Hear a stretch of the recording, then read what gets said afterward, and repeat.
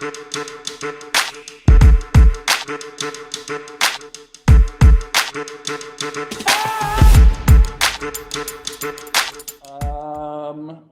evening, everybody. As you probably know, it's 1 p.m. on Thursday in Pago Pago, and that could only mean one thing. It's time for yet another episode of The Yard. In addition to those of you joining us on our Zoom channel, we are simultaneously being seen on Facebook Live, on Twitter, on YouTube, and on Instagram, I believe. And soon we will be seen on hundreds of thousands of tablets that are in hundreds of jails and prisons from coast to coast. So our brothers and sisters who are doing time will be having a chance to join us on the yard as well. We can't wait for that. The Yard is a production of Commissary Club. Commissary Club is the first social network for 70 million Americans with a criminal record. And while we have not officially launched Commissary Club, it is available on the App Store for iOS and Android. And if you'd like, you can download it. It's free. And when you download it and check it out, you'll discover lots of stuff that's going on with it. If you feel inspired, please give us the very best rating that you can possibly give. We'd appreciate it. My name is Richard Bronson. I am the founder and CEO of Commissary Club, which is the first social network for folks with records, as well as 70 Million Jobs, which is the national employment platform for people with records. Normally, I'd be joined by my partners in crime, number one, and teammates. Number one, NBA legend Seth Sundberg. Seth, prior to playing on the LA Lakers, he also went to school at University of Hawaii, where he set a record for the most consecutive free throws.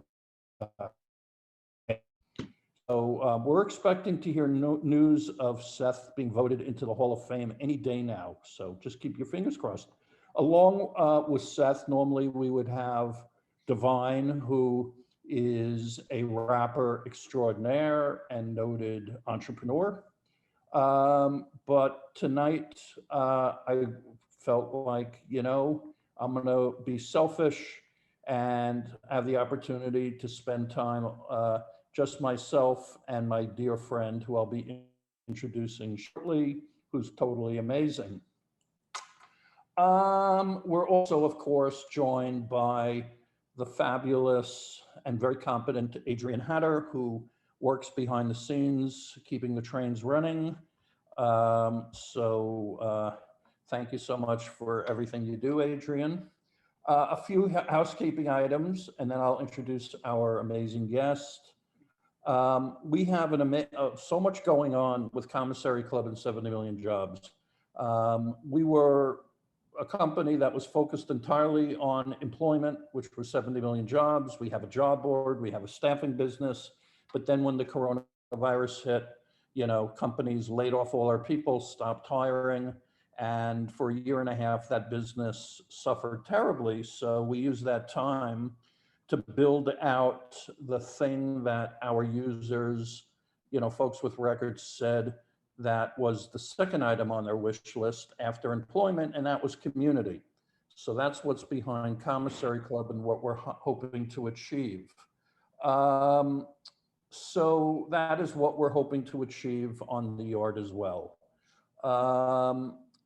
We've announced that we have a partnership with Rock Nation and Meek Mill and his record label Dream Chasers.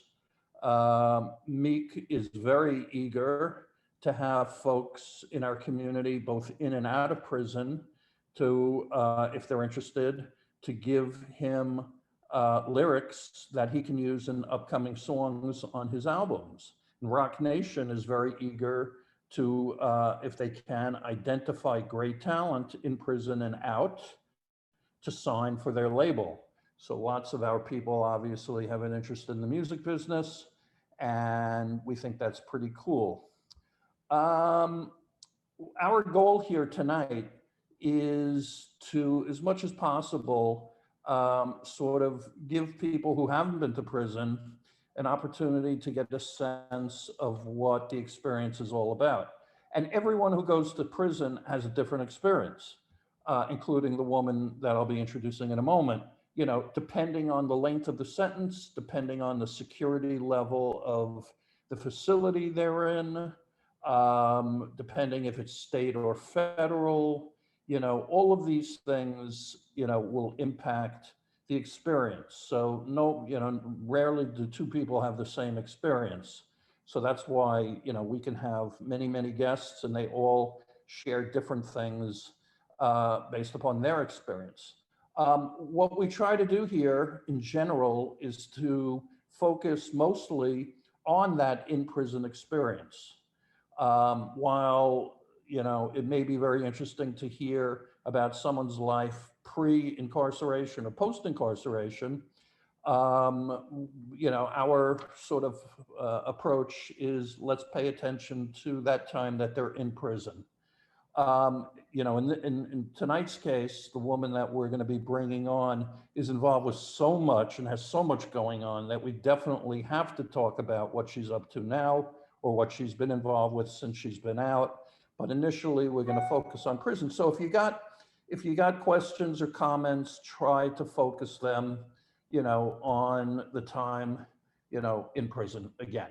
And by all means, please, as most of you know, type in your comments using the chat feature on the bottom of the screen. If you have questions, enter them there. If you have if someone from the audience wants to join the conversation because they feel like they've got some interesting or insightful things to share, please just let Adrian know and we'll see if we can work that out. What I try to do, you know, my key takeaway when I was in prison was that prison is not filled with a bunch of evil, bad people. More, it is the case that they're just people who screwed up somewhere along the line in ways that almost anybody could, but these people were in the wrong place at the wrong time.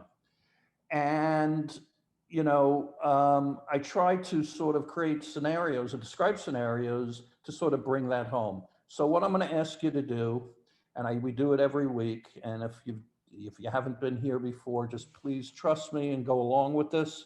Please, everybody, just sort of shut your eyes right now and very slowly take a deep breath, close your eyes and let the air out slowly so you can give your mind just a little bit of space and hopefully your imagination can roam freely for a few moments.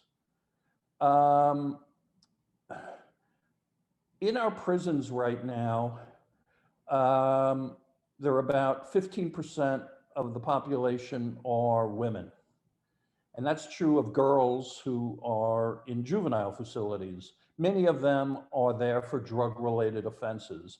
I mean, in fact, women rarely are ever engaged in really violent crimes. That's something that they leave for the men. Now, I have heard so many times through my work the same sort of story, basically, over and over and over. And it involves a woman telling her story when she was young. Very often, the woman is a mother, and she's got a boyfriend or a husband who maybe is involved with the drug trade. Now, the woman, maybe she knows this, maybe she chooses to ignore it, maybe she should know it, but she doesn't, I don't know. But, you know, she's obviously together with her boyfriend or husband a lot. They drive around a lot. And inevitably, the boyfriend will ask her to do him a favor. Like, hey, take this package and and just drop it off at that house over there. Or just wait here and I'll be right back. And maybe, you know, she should know better. You know, she should know what she's doing or what she's being asked to do. But, you know, she's young. Maybe she's a little naive. She wants to please her boyfriend. You know, so she goes along with the request. It doesn't seem to be that difficult or unreasonable. Except on one occasion, The police, they were expecting this delivery. And in fact, they had their eyes on her boyfriend for a while. So when she gets out of the car with a package that she's supposed to just drop off at this other house, the police apprehend her. She has no idea what's in the package. Maybe she has an idea a little bit, but she doesn't really know. She has no idea how much is in there. But nonetheless, she's handcuffed. She's taken to a police station. She's strip searched. She's taken into a small room with a couple of detectives. And they tell her that there were 2 kilos of heroin in that package and that she's facing a sentence of 30 years for transporting the drugs. 30 years. Now, one of the cops, believe it or not, police actually do the good cop, bad cop routine. They did that with me. They continue to do that routine. The nice cop in her case tells her, listen, the judge is going to throw the book at you if he thinks that you're trying to fight this case in court. So listen, I'm really advising you as a friend, admit you were involved, blame it on your boyfriend, and just cop a plea. You know, it's not going to be good, but it could be a lot worse. So she doesn't have the presence of mind to ask for an attorney. She's intimidated naturally. And even if she did ask for an attorney, she'd probably end up with some court-appointed public defender who has 100 other current cases and has no time at all to really dig into her case. And this court-appointed public defender is going to advise her, cop a plea, hope for the best. Now, never mind she's never been in trouble before, never mind that she has no idea what was in the package, never mind that she's got kids who are depending on her, and never mind that she had, in no way was she going to benefit in any way by the sale of these drugs. She wasn't going to get a penny for any of this. At the same time, there's an assistant district attorney who's prosecuting the case. He is an ambitious guy. He has his eyes on moving up in his career, and he's going to make sure he's being seen as being tough on crime, tough on drug dealers. And he tells her through her attorney that if she doesn't accept the plea deal, he's going for a 30-year sentence, a 30-year sentence. This poor woman is wondering if she'll ever see her kids again. So of course she takes the deal. Now everybody's happy. The cops are happy. They got the conviction. The DA's happy. It's a win. The public defender can cross off her case from his docket. Not one less case to worry about. But for this first-time offender, things aren't so good. Because she's not going to watch her baby's first steps. She's not going to watch her kid appear in a school play. She's not going to watch her kid graduate from high school, maybe. She's going to hear, however, how her kids have been put into a group home where they're being picked on and beaten up. That's what lies ahead for her. She's a first-time offender whose only crime was being a good girlfriend. Naive, yes. Stupid, yes. But 10 years stupid? That's how so many girls and so many women that I've come across have ended up as statistics with the best years of their lives stripped away by the system. So please now open your eyes. And now join me again for this week on the yard. So we can meet someone whose response to all that I described is, not on my watch. Mm-hmm. She's a woman who's gotten herself who herself was involved in the drug trade, originally through her boyfriend. She saw firsthand how badly girls and young women are screwed over by the criminal justice system. And when she came out of prison, she remade herself into a veritable force of nature. What do I mean by that? Here's a short list of what she's been up to. Right now, she's the founder and executive director of the Ladies of Hope Ministries. She's delivered a TEDx talk. She has advised the US Senate on the Dignity for Incarcerated Women Act. She's a justice scholar and fellow at Columbia University. She was one of just 8 people John Legend chose to be part of his Unlocked Futures initiative. And she hosts a radio show on Sirius XM called Last Mile, Second Chances. And because of all this, every celebrity that gets involved in criminal justice wants to be her BFF. So perhaps you can understand why we are so excited to have this total OG badass join us on the yard. Welcome to Topeka Sam to the yard. Topeka, thanks so much for joining us. Thank you. I'm sorry I'm laughing, Richard, but I'm like, that has got to be the best introduction I've ever received in my life. Not too much? It was the OG badass for me. But thank you so much for having me here. I wouldn't want to be any other place today. Well, thank you. And when Topeka says she'd rather be anywhere else, I would not. I would not. I would not. she would not be able. Well, but where she is right now, she's in Las Vegas, and she could be watching Celine Dion perform or Britney. She could be watching White Leopards do their thing, but instead she's chosen to be with us. So we're really, really happy for this. Now, before we get going, I have to do this. You're going to hate me again. Oh, Lord. Good Lord. Where is this going, you're wondering? No. I asked you this question. We had lunch a couple of weeks ago, and I had to ask. I just needed to get the 800-pound gorilla in the room off the table, and I'm going to do it again because I promise you lots of people are wondering the same exact thing. Now, Topeka. Yes. There is a Dakota Slim. There's a Tennessee Jed. There's even a South Side Johnny. So please, please tell everyone, because they're all wondering this, where did the name Topeka Sam come from? Well, Sam is my given name, which is Caribbean and African descent. So Ghana on one side, Trinidad on another, my father's side. And Topeka, it's two stories that my parents have told. One was my father, when he was in the service, he went through Topeka, Kansas, and the name just stuck in his head. The other was the case, the Board of Education versus, it was the Topeka, Kansas versus the Board of Education. And so my mother always said that, and I went with that one, Topeka, because it sounded powerful, and she thought the name would be powerful and that I would be powerful one day. And so that's what I go with, that story. The other one seems pretty boring to me. Okay, so two questions. Number one, what do your friends call you? Oh, they call me Topeka, they call me Topi, they call me Pika, they call me T. That's about it. Oh, well, that's enough. Yeah. All right. Do you feel, given what your mother, in choosing this name and what you understand your mother's motivation, have you felt from a very young age that you had a responsibility, a destiny to ultimately fulfill, to do something great?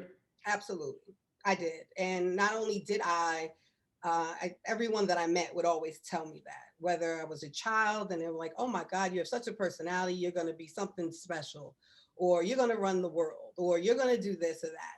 And we go on our journeys and we don't believe those things about ourselves, which is why we land in certain places that we do, until I did. And so I think that I am, based on what my mother said, now I am living out that power. Okay, that's great. You are, and have every reason to be so proud for fulfilling your destiny. Thank you. Let me ask you, you and I, we talked about our childhoods, and we both came from middle class, upper middle class sort of upbringings, nice families. Mm-hmm. Your dad was a successful businessman, mine was too, and my family never expected me that I was going to end up in prison, and your parents thought the same of you. You were a great student, you excelled at everything you did. Mm-hmm. So I'm trying to kind of imagine when that moment, because I remember it distinctly for myself, when I sort of crossed the threshold and took that step, whereas before I take a step, I'm in the free world, and now I'm taking the step, and now I'm in prison. Do you remember that moment? Was it that significant for you? Yeah, yeah, it was. I think, I had those moments, it wasn't like I was arrested and that was the first time I was arrested. When I went to prison, it was actually the third time I had been arrested. But the time that I knew that it was serious and that I likely wasn't going to be able to pay my way out, talk my way out, hire the best attorney my way out. I knew that last time. Okay. And what was your first impression when you made that step into prison where you knew you were going to be there for a while? Well, after I was arrested and I was arraigned, first when I got in, you're arrested and you're taken back and you're held.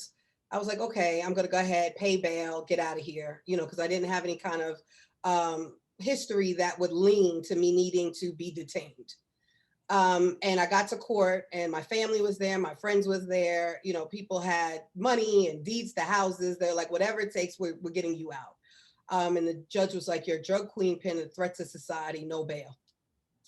And when I went back into the holding cell at that point, after the arraignment, and I went into the cell, I knew at that time, okay, well, now shit is real. And I can no longer isolate, even for the few hours that I was there, people that I was close to, they were like, you're not like those people. Don't talk to them, don't get familiar. We're going to get you out of here. And so once I went back and I realized, well, I am going to be here for a while, I need to begin to just, first ground myself and figure out like the why, right? And I began to immediately pray. I mean, I was raised in the church. I knew who God was. I lost my way, but most of us do. I got there and I got on my knees and I remember the person coming around with books and I asked for a Bible. And when I opened the Bible, the first chapter I opened to was Romans 8. And my eyes went to Romans 8:28. And it was in all things, God will do good for those who love God, who are called according to their purpose. And I was like, all right, God, well, this is something that you want to, share to me. And I began to get different books. And this scripture was the theme in every single book I read. So I was like, all right, well. Wait, so let me understand this. The Bible said to you, or you read the Bible and it said there, essentially, to paraphrase, what you're going through, there's a reason for it. Mm-hmm. And that God put you in this position for a good reason.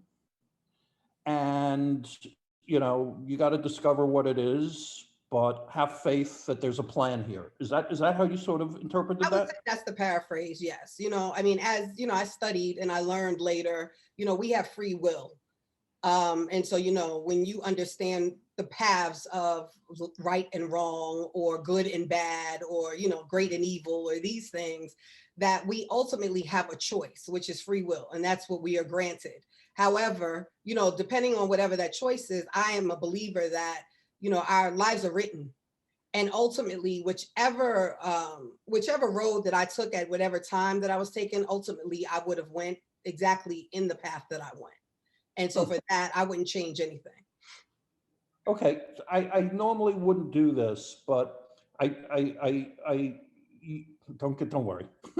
I really don't talk about how people ended up in prison, but your story was really interesting, and it had a lot to do with men or a man, and that you discovered I'm a lot smarter than this guy and a better businesswoman than this guy, and I could do a lot better. You got involved with drug dealing through a boyfriend, and you were introducing him to people that you met who were impressed with you, and they trusted him because they trusted you, and at a certain point he sort of let you down and you said, screw this, I can do this better. That's fair, right? That characterization? That's a good paraphrase. Yeah, that's a good paraphrase. And you were a very successful drug dealer in your heyday, right? I would say businesswoman. Businesswoman. Yeah, I Entrepreneur. wouldn't necessarily say that. Yeah, I would say businesswoman. Okay, Yeah, I had but a commodity. I was selling a commodity at the time. they called you like a drug queen or something, didn't they? They did, but honestly, when I look at it, I was really a broker. That's the way I look at it. You know, I look at it as a broker. I Commodities broker. connected people to things, and that's just what it was. And that thing happened to be, you know, unfortunately, it was drugs. Right. And so that's what I did. Yes. Okay. So ultimately, you had run-ins with the law. You were able to get yourself out because you could afford, or your family could afford, good lawyers. They remained very, very supportive of you and loving, and they Mhm. were there for you. Why, you shared this with me, but it was so interesting to me. Why did you feel when you had like opportunity to have success in more traditional and more legal sort of realms, why did you feel like you had to go this illegal route? Mhm. you know So what I shared with you was in the beginning, you know, I can talk about in retrospect, right? Like when I got to Baltimore, Maryland, it was a complete culture shock for me. I wanted to get to, I went to college. I wanted to go to an HBCU. So I chose Morgan State University in Baltimore. Being raised in Manorville, Long Island, the only Black family in my neighborhood, it was very different. And so I chose an HBCU because I wanted to be around kids that looked like me. I get to Baltimore, and though excited because now I'm in a city, I'm away from my parents who were, you know, fairly strict, and I was sheltered, then now I'm like on my own. Even in that, I was feeling that I wasn't being accepted, if you will. So it was a lot of, in this new community that I believe I'm a part of, you know, it was a lot of, you know, you talk like you're white, or you think you're better than us, or you're pretty to be dark skinned. And it was all of these things that I remember calling my mom and asking her, like, what does this mean? I don't understand, and all these things. And so as I began to kind of just like navigate and find my way, I began to hang out in Baltimore City. And so now I'm hanging out in the city off of campus, and I'm learning more about what's going on in the city. And, you know, of course, now I'm becoming attracted to what that was, because it was completely different than when I was raised in the suburbs. And so in that, I'm dating guys. And so my parents had a place in Harlem, though I was raised in Long Island. And so I'm repping Harlem, Like I right? was. Like I'm like, you know, I'm from Harlem. And so guys are doing things in front of me because they think I'm a city girl and I know what's up. And so meanwhile, I'm green as the grass is green. And so I'm basically just like, you know, faking the funk. And they're doing things, I'm looking at things, I'm learning really, you know, I'm learning, I guess, vocabulary. I'm learning how to fit in. And I realized, you know, again, in retrospect, that I was buying into this false narrative of what Blackness was. And so in order for me to feel as if I was being accepted, I began to go down the trajectory of this road. And though also understanding now that really people were around me, because even some of my friends that were from in college and things, they would be like, you know, you had everything. We didn't understand why you were that way. So they were attracted to me for everything that I was, and I was attracted to them because of everything that they were. So it's, you know, it's interesting when you grow up and you really understand that. That's such a fascinating, like, sociological phenomenon. This like identity kind of displacement or uncertainty. I mean, we tend to look at things so black and white. I was about to say, in a linear fashion. White people are white people, black people are black people, but within any there are subgenres that are in turmoil very often, particularly when you're a young kid trying to find his or her way, you discovering who you were as a black woman. I mean, that was a path, that was a process, right? And I would say, I mean, of course, I always knew I was a black woman, even in being growing up around all white people. The issue I think was that, or not even issue, I think that the learning curve or the understanding for me now in my adult life is that, you know, when you understand the dynamic of racism, and you understand the dynamics of colorism, and you understand the dynamics of those things, and how that then actually interprets within community. So if I think about, and even in my studies, think about how slavery was, and how people had to fight to either be in the house versus the field. who would be raped more versus who would be raped less. And often, if you were lighter skin or fairer skin, you were able to get in the house, or it deemed as if you were, of mixed race.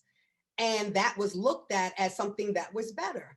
And so Right. people who are darker skin or darker complexion have, even today, have to navigate things very, very differently in, I would say white America. And so even within our communities and communities of colors, it's that same dynamic, unfortunately. And we don't talk about it often.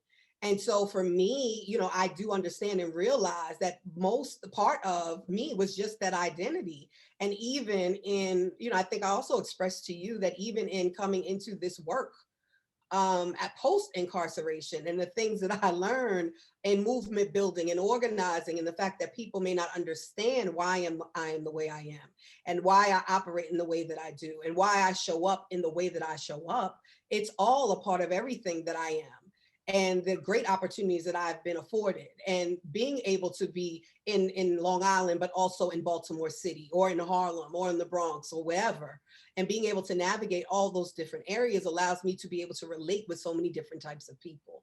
So now it's a gift, to be able to see the world through a different lens than many people who haven't had that experience.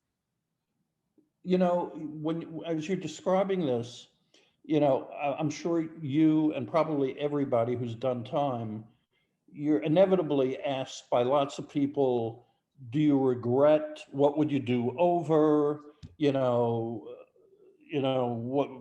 do you look at you with these mistakes and whatever? And sure, I regret hurting people. I regret treating people with disrespect. But I also look upon everything I went through as being elemental and critical to who I am today and Mhm. the work I do today and my mission today and my reason for being today. And that if I hadn't gone all through all this, I never would have discovered this. And it was tough lessons to learn, but they were learned. And Mhm. I'm listening to you, and it's sort of like you had to go through all of this to come out of it to do what you do now. Is that true? It is. I have no regrets. I don't. Who I was at whatever period of my life I was who I was. Whether Right. informed or not informed.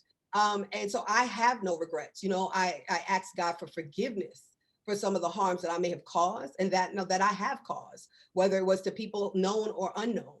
And I've also asked God to forgive those who've harmed me. Right. Based whether they've known or have not known. But ultimately, I've never beat myself up and wish that things would have been different. I'm grateful for every lived experience that I have. I utilize each of those experiences in order to inform who I am today. And without them, I wouldn't be able to be who I am and embody all of those things. So I'm happy about every experience. I didn't like them all. Let's be clear. But I am grateful, for each and every one of them. Okay. So thank you for sharing all that. You Mhm. know,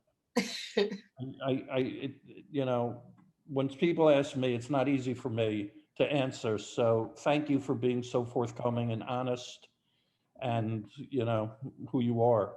So you're coming into prison. Did you feel initially sort of a challenge as to who you were as a Black woman coming into prison? Initially, it's going to be a kind of a tense, challenging environment, if there ever was one. Did you have a strong identity that you were going to walk in with, or was that not an issue for you? No, I don't think so. Remember, like I got arrested, I didn't get a bail, and I immediately went into the county jail. And so, I was in a cell separately because I was a Fed detainee. And so I was away from everyone else who was from the county. It was Right. Virginia. That was a blessing. Well, yes, it wasn't a curse though, right? Because part of it was that when you are looked at as someone coming from the feds, that people who are in the county jail look at you differently, right? Right. Like automatically you come with this idea of being high level. automatic or better, right? And so people don't necessarily understand how to communicate with you, or when they do, they attack, in ways because of just how they're feeling.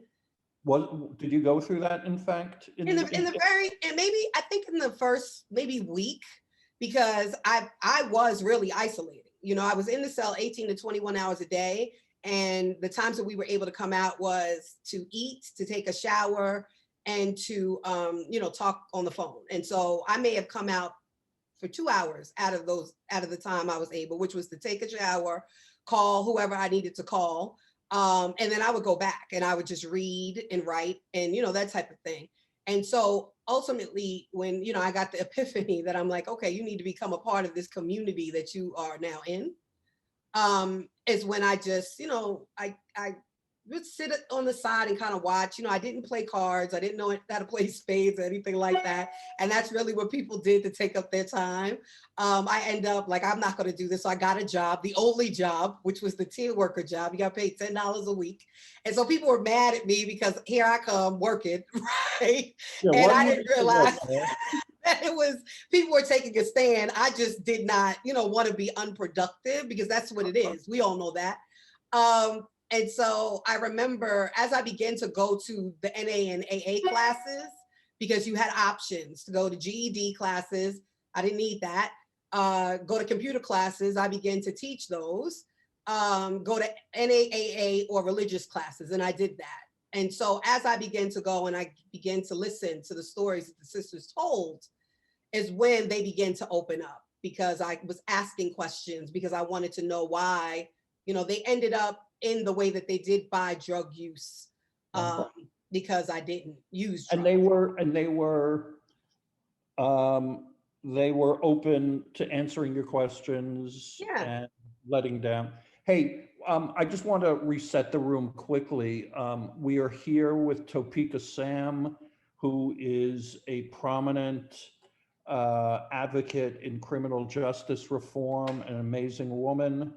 But I'd be remiss if I didn't share in celebration of our friend Pinky Stanseski, who is joining us tonight, as Pinky does, I think every week. And it's Pinky's birthday. So, or it just was Pinky's birthday. Happy birthday to Pinky. Pinky posted apparently a link to his cake, which, is second best to actually eating it. So thank you for that. Many, many more, Pinky, and hopefully we can share many more birthdays together on the yard. Jane, who also is a frequent guest of ours, wrote something really beautiful that I'd like to share. She, in listening to you, Topeka, she wrote, "Forgiveness and gratefulness is a thread running through these conversations. Topeka Sam communicates these with grace and gentleness towards herself and others, a safe person and place for everyone." So that's what people are saying about you, Topeka. I thought that was really nice. Well, thank you. So thank you for sharing that. And thank you, Pinky, for being born. All right, so you leave the county jail, which is typically a crazy, people are there, they're gone. People aren't really looking, society hasn't been created in county jails. People are often violent. But you go from county jail into prison.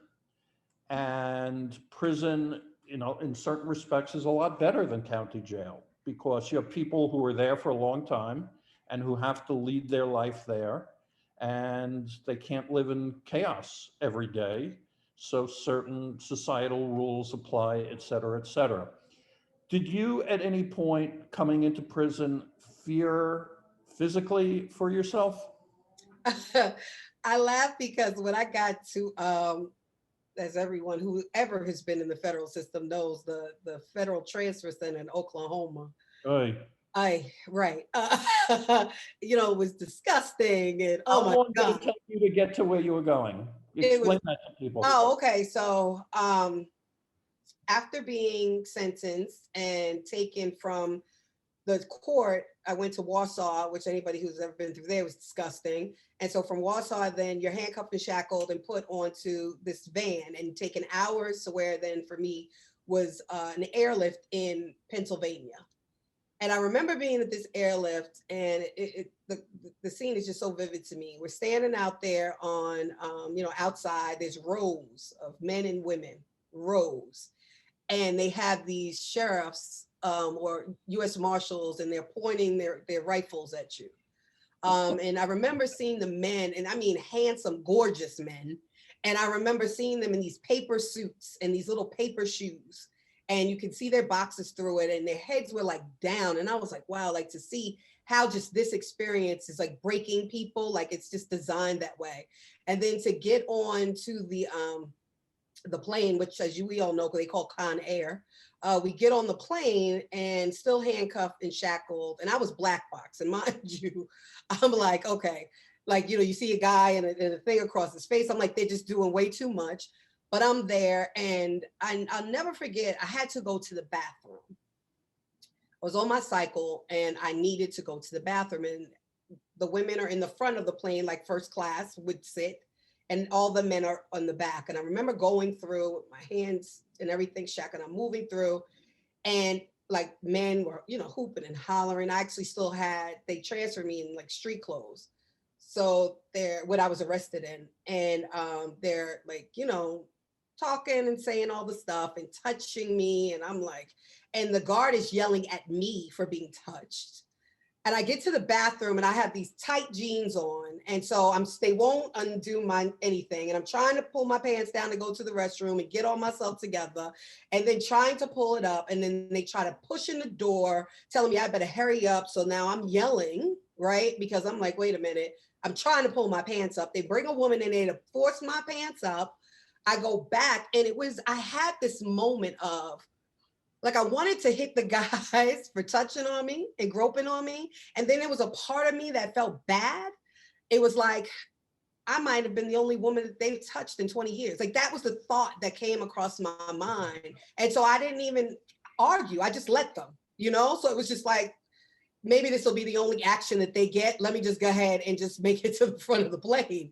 And as I can giggle about it now, and I don't really know what kind of state of mind I was in then.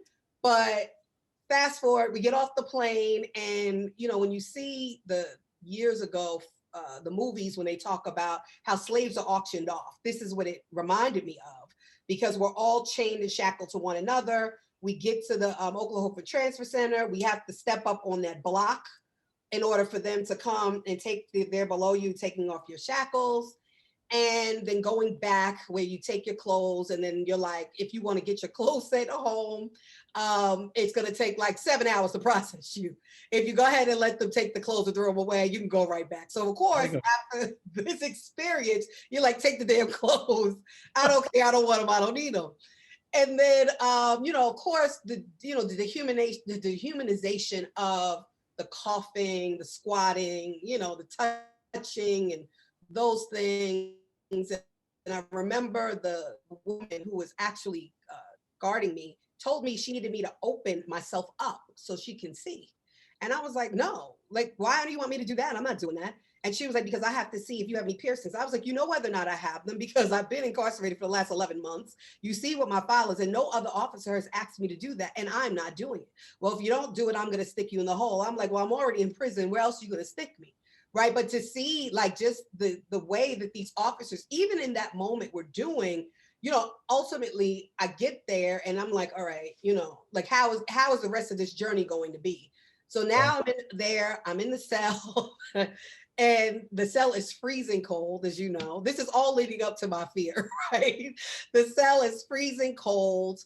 I remember laying on the bed because I had the top bunk, obviously I didn't have any problems. Have you met your cellie? Have you met your cellie? I've met her, yes. Yes, when I get in the cell, she's there. And she's on the bottom bunk. Beautiful woman from Alabama, as a matter of fact. And she reached out to me recently on social media. And I'm on the top of the bunk, and I remember, because it was freezing cold in the transfer center, seeing all these like paper spitballs on the vent, where people were throwing wet paper to get it to stick because it's so cold, to try to block the vent. And I remember, hearing in through the toilet, it was like people yelling, like you could hear it echo. And I was asking her, like, what is that? She's like, it's the guys below us. They're trying to talk to us. And they're having all these conversations through the toilet. And I'm like, in my head, like, what in the whole fuck is going on? Because they didn't do this in the other place. And I remember the next day we get in, and Mr. Sparks, I think his name was, the officer there. He was, I was like, at this point, I'm completely like shit scared. Like, I don't even know what's happening. Like, I don't even know what's going on. And I met a sister. It was two. One sister who told me, like, look, you don't need to be scared. You're going to find your kind. This is what she said. And I was like, well, what do you mean by that? She was like, if you want to be a church lady, you'll find your kind. If you want to be, what she said was bulldagging, you'll find your kind. Bulldagging? Yes, what she What's used. that mean? Being in a relationship with a woman, Okay. that's what, this is her language. You'll find your kind. If you want to be, the teacher's pet, they'll be that. Like she was telling me, so basically it's nothing to be in fear. You will get in where you fit in. And then the next day I was like kind of walking around the little area where you could go outside, but not outside. And Missy Trigg was there. Anybody who knows Missy Trigg. And we were talking, and we went. Tell everybody who Missy Trigg is. So Missy Trigg is a sister who had been incarcerated over 15 years, I believe. First time nonviolent, was incarcerated because her boyfriend had set her up. There was, Amy Povod did a lot of campaigning work around getting her, her profile up. I did time with her, and she is home and doing well and beautiful and lives in, I believe, Missouri. But Missy, she was also a fitness person and had been in prison for a very long time. And when they were designating us, I found out that I was going to the camp, and so was she. We were the only two going to the camp, Danbury. And so she was like, look, just stay with me. Don't worry about it. You'll be fine. I'm going to show you the ropes. And she did. And so she was the one who actually really helped me starting my journey, and gave me a lot of peace in just what it was that I needed to do, how to navigate as I got to Danbury. So I was scared until I met Missy. Let me say that. Okay. I had it wasn't someone named Missy, unfortunately, but some guy came over and sort of set me straight. And at first I was very suspicious of, what's his angle, but it turned out he was just being a human being to me. Mm-hmm. Did you feel, when you were talking about the guards and how they treated you and what they had to do, you were talking about how you felt in a weird way, sort of compassion for the guys on the plane who were treating you disrespectfully. Did you feel for the guards a sort of similar feeling, like, you're going to be leaving, whether it's 3 years or 10 years, you're getting out of here. But for these people, these guards, this is their life. And they live in some little town, and they're not making much money. And, they're watching people come and go, and they're the ones who have to ask you to do all of these dehumanizing things. Did you ever feel like, in a way, maybe they're more of a prisoner than you are in all this? I sort of felt a little compassion for them. No, and absolutely not. And I'll say why. One, there were guards who were very compassionate on my journey, right? Because they were there. This was a small town. This was the great job in the town and the opportunity for them.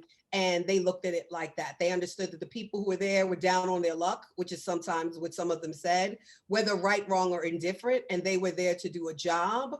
And it wasn't to make people feel worse than they were, number one. Number two, the reason why I didn't feel, and I still don't feel bad for their jobs, is because, as I said originally, we have free will and we have choices. When people work in correctional facilities, that's a choice. Like, they're choosing to be an officer. And when they are overwhelmed, they can choose to take vacation, right? They have benefits. They can choose to get mental health treatment. The same things that they suggest we choose to do, they should choose to. And so if you are deciding to work overtime and be in darkness and perpetuate the same violence against people because of the system that you're in, then no, I don't feel sorry to that, because that is your choice. Okay, that's fair. You're there. I'm really, the one thing that I can't, obviously as a man, relate to any more than you as a woman could relate to the male experience in prison, because you've never gone through that. But I mean, I've heard very interesting stories from different women who've done time, and some described environments where there were these like families created, where there'd be a mother and a father essentially, and there'd be kids. Of course, they'd all be women who were in this prison, and they were families sort of looking after each other. I heard about situations that were violent. You were in a camp, so my guess is there wasn't much of that you had to address. But from a socializing point of view, I mean, how would you describe it? What was it like? All right. Wait, say that again. What you mean by socializing? Help me understand. Say a little more. Okay, well, that was sort of unfair. I threw a lot in there.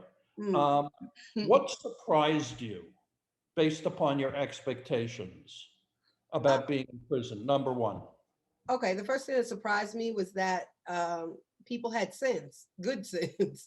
That, I was used to seeing cops and all these shows on TV where you see people banging on cell doors and, cussing guards out and fighting and acting crazy. And that is none of the experience that I had. I had women who were mothers, who were daughters, who were grandmothers, who were aunts, who were sisters, who were friends, who were beautiful, who were brilliant. And so that narrative that was out there as to the why completely took me aback. That there were more people that came from even the same upbringing as I did than not. And, there were more people, unfortunately, who were being criminalized for substance misuse, sexual trauma and violence than there should have been. And Okay. so that, I would say, is what surprised me. So one thing that I'm very eager to learn about and hear you speak about is the difference between what a woman or a girl in juvenile facility versus a man, what they go through, and what are the particular challenges, that a woman goes through, and does that make the experience much worse than what men go through? Mm-hmm. Who has it worse in prison, men or women, do you think? Well, from what I hear brothers say, and I'll just say that, they will say, I had no idea that women went through the things that they went through. And it seems as if you all are going through an awful lot, right? Like, what sort of things do women go through? Well, one, abuse from the guards that Did they you like go to through say are relationships. I did not, thank Did you God I see did it? not. I'm sorry. Did you see it going on? I did I did, yes. So let me say why I'll say yes. I saw guards being very extra, I'll just say, two sisters inside, doing extra favors, calling people out of different areas, being in offices a long time, and things like that. And the reason why I say that to me is abuse is that no woman can actually consent to a relationship by a guard, period. Whether she believes she can or not, it is the guard's responsibility to know better than that. And so that's why I would categorize that as abuse. One. Are these male guards or also women guards? It's both. It's both. Oh. It's both. It's people taking advantage of people who are who are being oppressed, period. So, Okay. that's just what it is. So The second thing. Oh, I'm sorry, go ahead. No, you go ahead. You said to be clear. You're referring to what you gather is guards sort of exchanging, better treatment for sexual favors. I mean, to be very graphic about this. Yeah, sexual favors, just company or companionship, because to your point, officers are in there all day, right? So either they're having relationships with other officers or they're finding ways to have relationships with sisters who are incarcerated. So it's either or. And so for me, that is unacceptable. Just like it is unacceptable to have a relationship with someone who is your subordinate, you know, in corporate America or in a job, it is also unacceptable for someone to be sexualized in prison because they are still your subordinate, even however you want to look at it. So, yeah. Okay.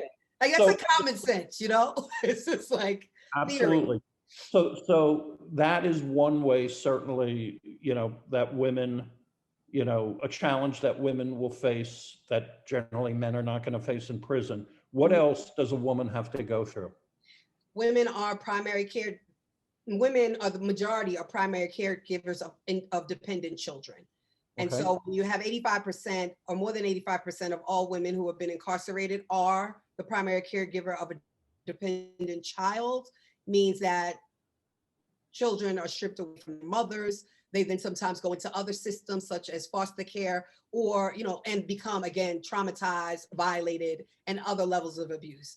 And so that is the other thing that women have to worry about that, you know, men often don't, because when men leave, they leave their women. And often they leave their women with children. So that's the other thing. I don't recall when we talked, did you have kids while you were in prison? No, I didn't birth any children, but I have well, now it's 6, but then it was 5 nieces and nephews, whom all I have a great relationship, but my niece, my oldest niece, I was really like the mother figure in her life. My brother had sole custody of her, raised her. And so between myself and my mother, we were the ones who she looked up to as her women figures. And so, though she came to visit me when I was incarcerated, my brother made sure of that. But yeah, so I mean, I'm very close to my family. And so, you know, motherhood looks different for everyone.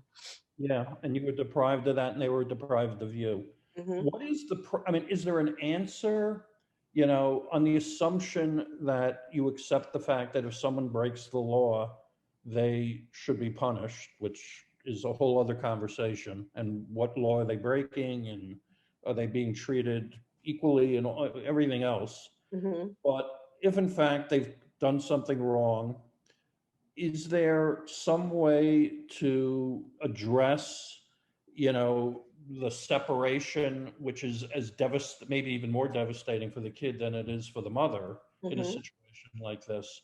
What could be done different? Well, first of all, I feel like, you know, we punish ourselves, right?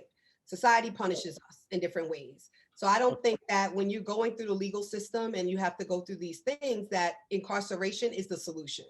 So I don't believe that. I believe that there are alternatives to incarceration. Do I believe that people needed to time out sometimes? Yes. Do I believe timeouts look like prison? No. Do I feel that darkness begets darkness? Yes. So if you put a person in a cage, what do you expect to happen? If you put even in a camp cage, what do you expect to happen? How do you think people are going to respond? I mean, even they treat the puppies in the puppy program better than they treat the people.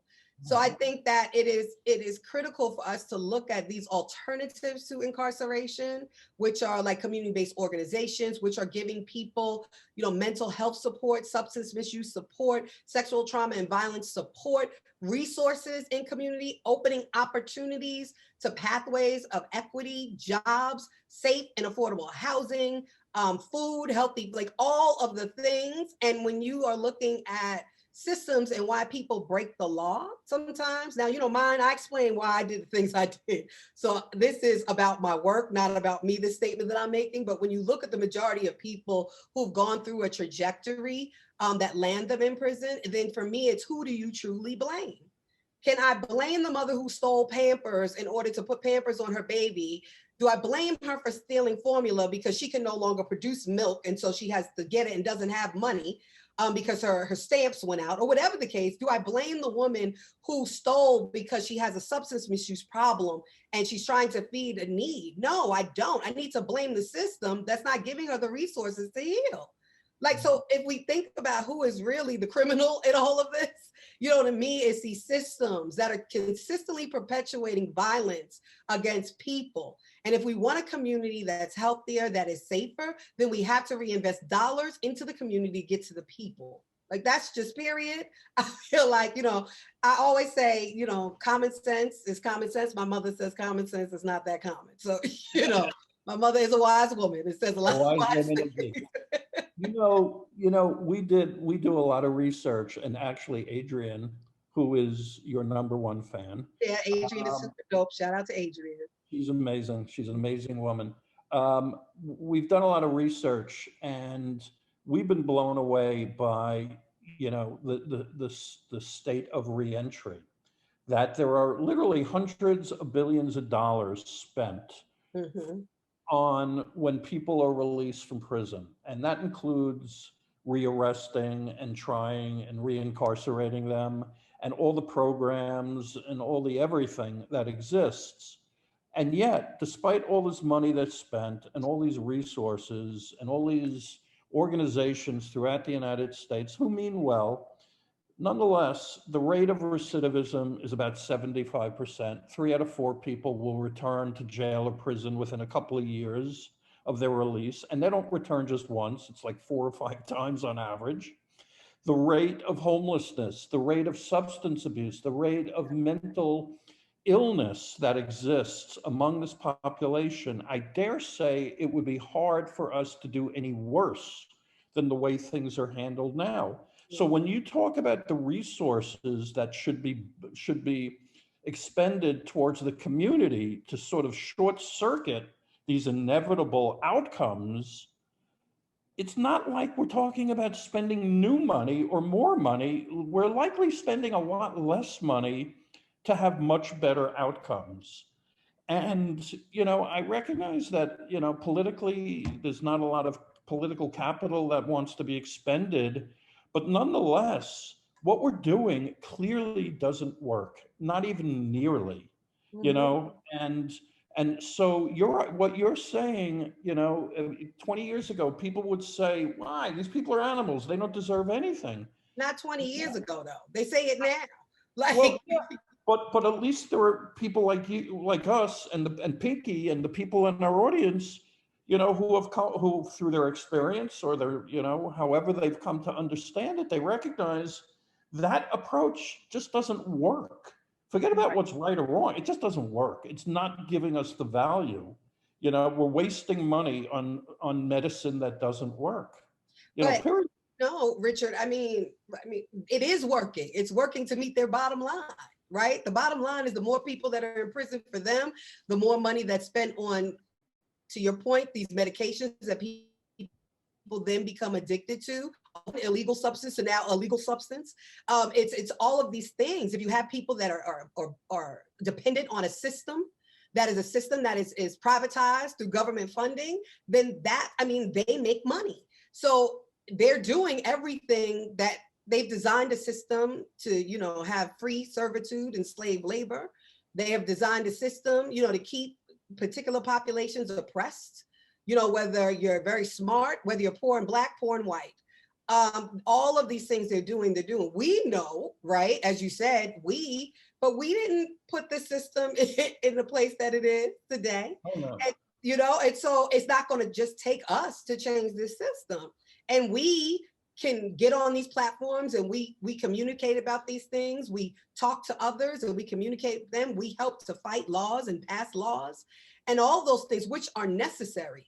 But after you pass the laws, where we know money will go into lobbying and go into campaign pushing and go and go and go. But once you release people from prison, where are they going to go? Exactly. They come home and they get clemency immediately. Fantastic. If there's no family home for them, then where do they go? What happens if they can't get a home? Where do they work, and how do they support themselves and their family? They're not released with their ID. Basic stuff. They can't open a bank account. They can't get a job because they're discriminated against, right? People, the biases of what people think. It doesn't matter. You can have a degree. It doesn't matter. And your conviction trumps any degree. Your race and a conviction trumps any of that. So, it is about, to me, everything is about creating equitable opportunities for yourself and for your community. And that's, I believe, what we do, right? Like, okay, so when did the epiphany occur for you? Or when did it become clear to you that your path in life was to advocate, for this? And, how did that happen? Did it happen after you were released? Or Mm-mm. was it while you were there observing all of this injustice and Yes. saying, Mhm. man, this just can't go on. I got to do something about it? Yeah, it was before I was even sentenced. Like I knew when I saw the things that I saw in that county jail. And I would see women who were, I actually like witnessed a woman going through withdrawal off of heroin. And, I could smell like all of the things and the violent vomiting and the things that she was going through. And to see sisters go out and come back and go out and come back and then go out. And then you find out they overdosed and they died, right? Because they never got the support that they need. They took them off of the street and threw them in prison and gave them a moment of detox, but that wasn't mental detox. It didn't give them anything to go home to. And so that's why they went right back to doing the same thing. And so it was very easy for me to understand, let me say it was very easy once my mind was clear of what I needed to do because of, again, my faith and, my ability to be still and hear really what was God's trajectory for my life. And that I knew I no longer was in charge of my own life and that I needed to be obedient because, not being obedient landed me in prison. And so being obedient would do greater things. Obedient to God, you mean? Yes. Mm-hmm. Okay. Yes.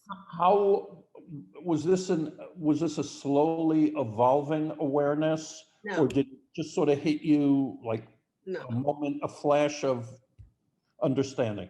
no, I knew like right away. You Like knew. I knew. I mean, I knew even in the midst of me doing all the things, I justified behavior because I wasn't connected in that way, like I said, I brokered things. So I connected people to people. I never handed drugs to any particular person. So I didn't necessarily understand and see that. I didn't see a certain person, a community, because I looked at myself at a different level. And Right. so when you really realize who you are at a particular time in your life and you become honest with that, like I knew that I was not as great as I thought I was. Once I realized that, and I realized I had to do some really self-reflection and healing and forgiveness, and then grounding, that it was clear for me to understand why I went through and saw everything that I did in order to get on a certain purposeful path, in order to do the work that God has blessed me to be able to do. I feel like I went through a similar metamorphosis.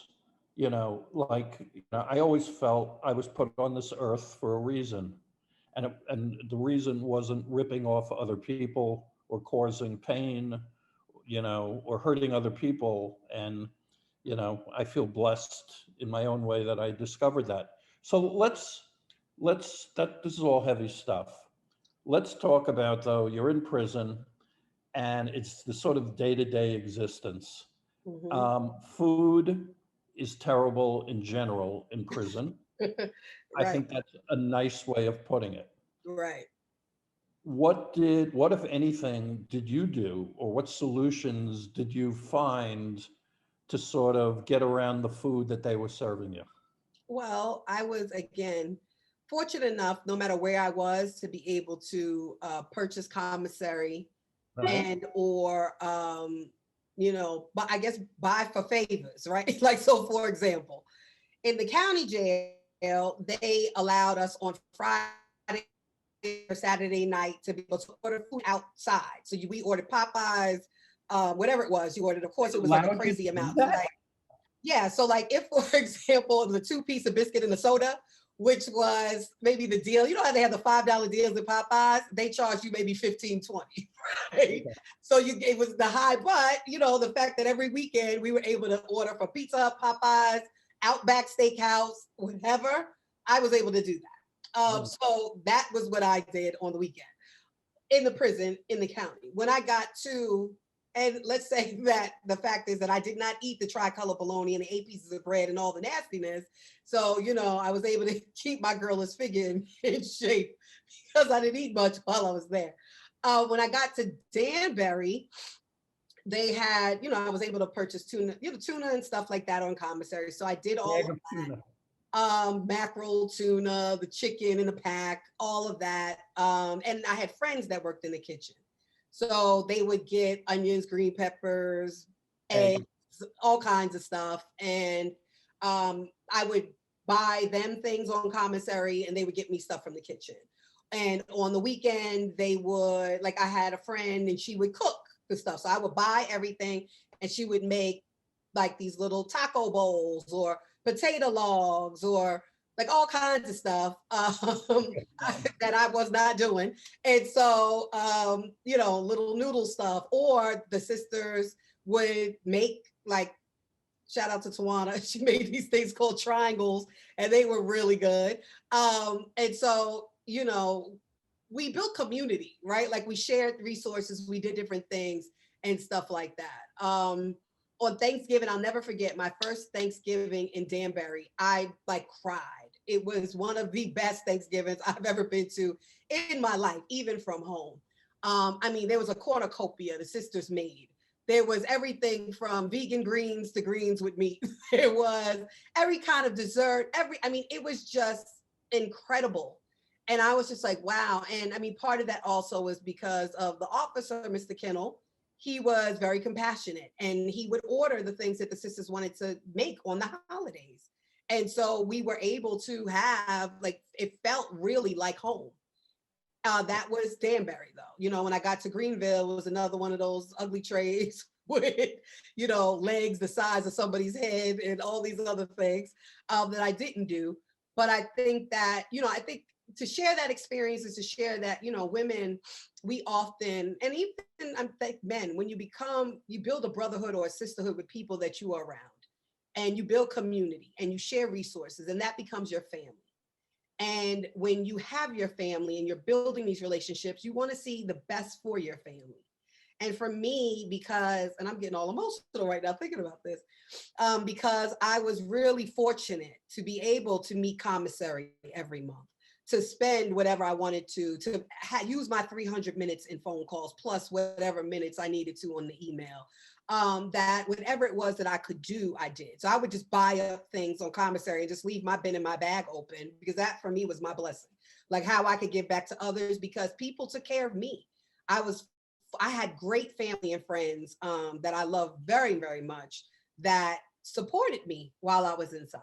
Yeah. While working 2 jobs and stuff. And I laugh because I think about how I'm not even, but nonetheless, there's these memories, that in darkness, you can find light when you are, going through that healing journey. And for me, I had made a conscious decision that I was not going to become my environment, right? That time wasn't going to do you. Right.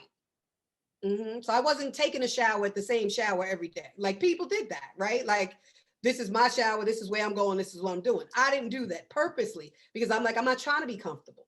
I'm not trying to do certain things a certain way, because this is not my home, not even temporary, right? This is a moment in my journey, and that's all that I'm looking at it as. Right. It doesn't define you. At all, not even a little bit. Okay, so we need to talk about how you took this experience, and indeed your entire life, and you come out of prison and you hit the ground running with a very clear idea of what you need to do with your life, right? That's fair? Mm-hmm. That is very fair. Okay, so tell us just the high points, because you're doing so much and you've done so much that we could spend another 9 hours talking about it. But what have you been doing? What are you doing now? What's important? What's most important to you now? I'll say what's most important to me now is to provide a legacy, build a legacy, and provide a legacy for my family. Like I said, I now have 6 nieces and nephews, a goddaughter, and my mom, who is left here, 3 brothers. So I have family. I have family that depends on me, that loves me. And they, because of the work that I do, I put in hard work. They deserve, whenever God deems it's my time to go, to be able to live a life of wealth. And that's the bottom line. I think that you work hard and you should be compensated for that. And for me, it is building that legacy where I am now. When I started, I was doing the work, of course, because that's what we do, right? We come out, we find our way, we navigate. I learned a tremendous amount traveling the country, learning about what was happening in this country and out in the world, really.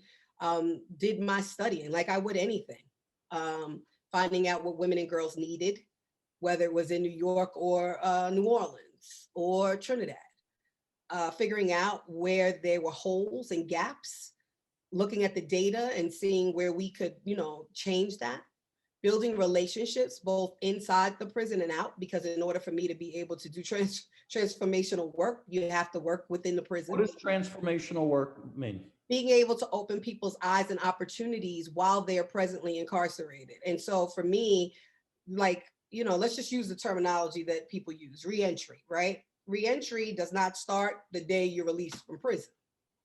Because if it does, there's a whole bunch of other bullshit that you have to navigate and go through. And that anxiety in and of itself is way too much. That when you have a moment of stillness, that's the time that it is to be able to work on yourself internally so that you can externally, do and really live and realize your dreams, whatever that is for you, and do it in a way that nobody can tell you what you can and cannot achieve, right? So that's my thing.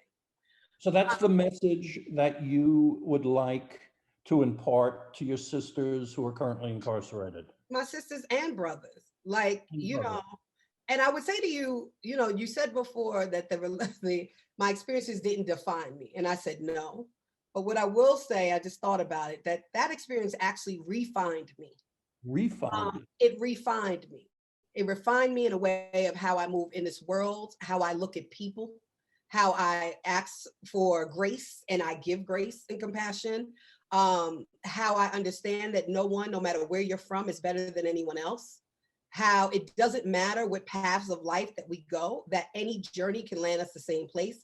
I remember, I think I told you even that my last flight, before I talked about that airlift, I was on a first class flight to Hawaii for my yearly, like me and my homegirls go away every year. And so Hawaii, first class was the last trip I went. The next plane I was on, I was handcuffed and shackled to a sister who had never been on a plane before. Okay. And I had to say to myself, okay, we both took two different roads to get to this journey, but yet we are at the same place. And so that means I'm more alike you than different. And so however I saw this dynamic of people in the world, which is very much like the world sees us, those of us who've been incarcerated, it quickly allowed me to understand that was bullshit, that I had to get myself together. And I had to really understand that we are God's children. There's sin, and that's a whole nother conversation that we can or cannot get into at another time. But we all struggle with different things. We born into a world of sin is my belief system. And so therefore we are going to navigate this world in different ways. But once we ask for forgiveness and we are forgiven, we have the opportunity to change our lives and that of others, because we are here to serve. And that's the bottom line. Okay. So in that service, first of all, what is the advice that you give to someone first going into prison? They have years ahead of them. What would you say to them? I would say to one, don't worry, because the sisters and brothers here fighting for your liberation. So hopefully you won't do all that time any damn way, number one. Number two, I would say, take whatever time that it is that you're there in order to ground yourself and find what your purpose is, right? And whatever that may look like for you. Mine was through prayer, fasting, and meditation. Others may be through building community and communication. Others may be reading and writing, but when you have a moment to be still and take away all of the noise is when you're able to truly find your purpose, and also understanding that even in my darkest day in prison was not my worst day for someone else, that there's always someone else who has it worse. And there's always something else that's more devastating. And the fact that I still could breathe, even in that place, and I still had a free mind to think and to dream and to build, that not only can I do that, the same things God affords me, he affords everyone else. You just have to get to a place of understanding that you need to focus on what your service work is so that you can begin to give and build in that way. That is my advice to my sisters and brothers inside. Okay. And then when they come out, when they're first coming out, what do they need to know? Well, they can call me, the organization, if they need support and connection to resources. Okay. And we will do that if we So, don't so have, tell us what your organization does. Sure. So the Ladies of Hope Ministries, our vision, we say is epic, and epic meaning ending poverty and incarceration of women and girls. And we do that through two buckets. What we know is that we cannot end incarceration without addressing the systemic root issues of poverty. And to address those issues, we have to make sure that people have their basic human rights met. And so our direct service and sustainability work which is ran by Amber Nee. Shout out to Amber, she's super dope. And that is our Hope House work, which is providing a safe housing space for women and girls. It is our Angel Food Project, shout out to Keitha, where we give out bags of donations of healthy food from places like Fairway, Whole Foods, Wegmans, and other supermarkets to families who are impacted by incarceration, so they have access to healthy food.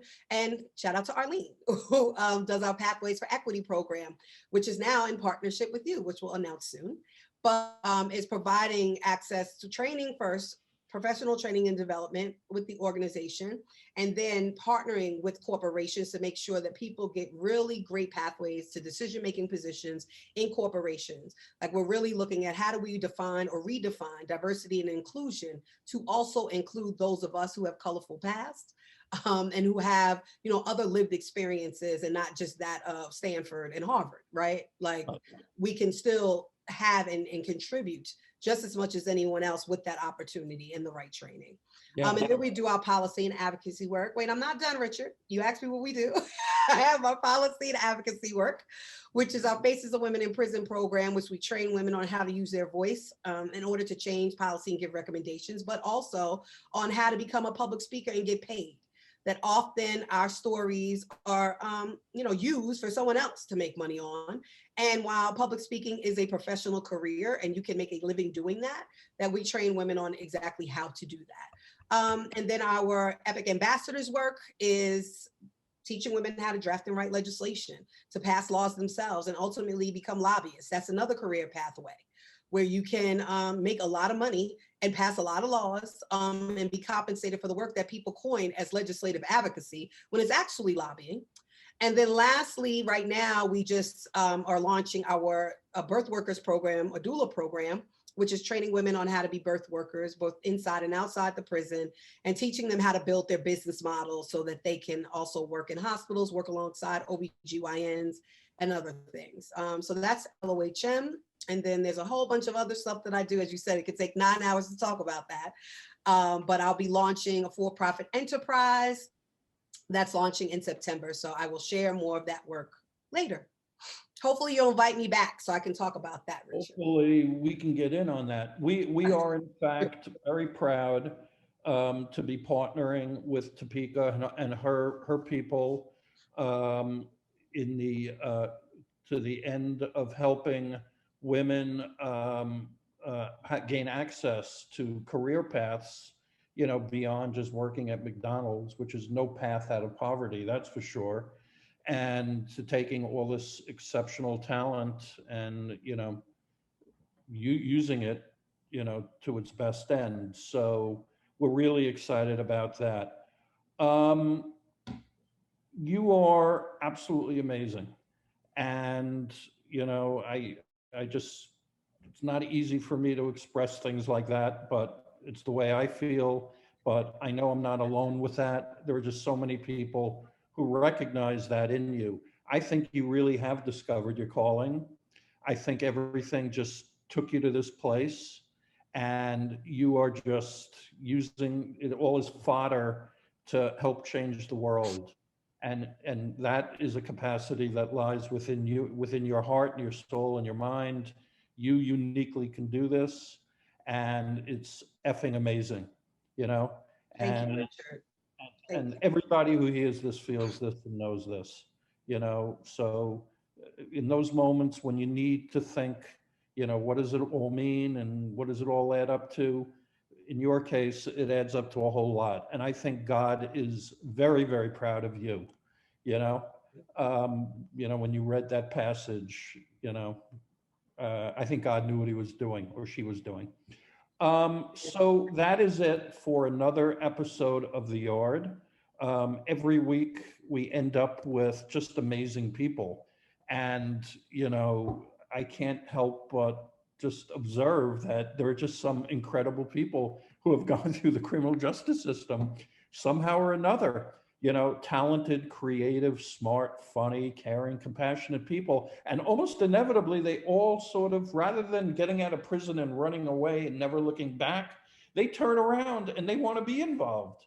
That's right. They want to help their brothers and sisters. They want to take what they've learned and be That's a right. resource. It's really kind of an amazing thing, that occurs. Which just goes to show, there's so much humanity and respect and love within this community, which is the way it's got to be, because no one else is going to help us if we don't help each other. And, to the extent. Amen. And I just add, yeah, I'm sorry, Richard. I know we have like 1 second left. I just wanted to add to people to be encouraged, like, when I came home from prison, one of my great friends, thank God, Akina, shout out to you, hired me as a check-in attendant at her dance fitness studio for $10 an hour, right? The last time I made $10 an hour was when I worked for my parents when I was 15. But, at 40, here I am. Cool. I did it because, one, I'm like, okay, God wanted to keep me grounded. Wanted to keep me so that I could stay focused on the path of what God had for my life. And there may be, entry ways to new pathways for you. But if you know what it is that you were able to contribute, one thing my father, and God bless him, he left us last year, was that as long as you are contributing something that makes you invaluable, you will always be in whatever work it is that you do. And because I decided that I wanted to create something where I was invaluable to myself and also accountable to my community, I did that. So, though it seems like it's hard, it is huge sacrifice. And anybody who's on this call who's been in prison and coming home and has started their own business, it's huge sacrifice. It's not being able to talk to your family. It's not seeing your family. It's not being in a relationship. It's not all of these things. But, when you're guided with God and you understand that your life is more than just about you, that you can contribute and have so many things and be able to be a contribution to the world in ways that you never dreamed of.